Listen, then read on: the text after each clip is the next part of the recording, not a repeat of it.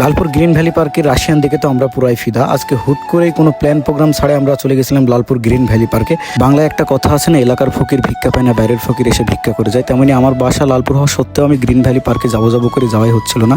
আমার আব্বু কিছুদিন পর দেশের বাইরে চলে যাবে, এই জন্য আমার ফ্রেন্ডরা আমার বাসায় এসেছিল।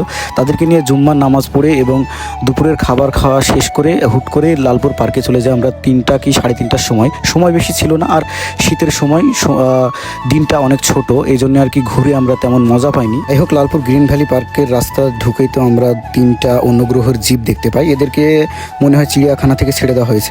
ফাইনালি আমরা অবশেষে লালপুর পার্কে চলে আসি সবাই মিলে একসাথে। এবং এখানে একটা জিনিস আমার খুবই খারাপ লেগেছে, সেটা হচ্ছে যে লালপুর পার্কের টিকিট মূল্য আগে ছিল 50 টাকা, এখন হুট করে 60 টাকা করে দিয়েছে। যাই হোক, সবাই মিলে টিকিট কেটে ভিতরে প্রবেশ করলাম এবং ভিতরে ঠিক আগের মতো আছে, কোনো চেঞ্জ নেই। বাংলাদেশি ক আর খয়ের মাঝে আমরা রাশিয়ান দেখতে পাই দুটা। ছি বলার কি আছে বলেন তো, হুট করে রাশিয়ান দেখলে পোলাপানের মাথার তো একটু ঠিক থাকবেই না, এটাই তো স্বাভাবিক।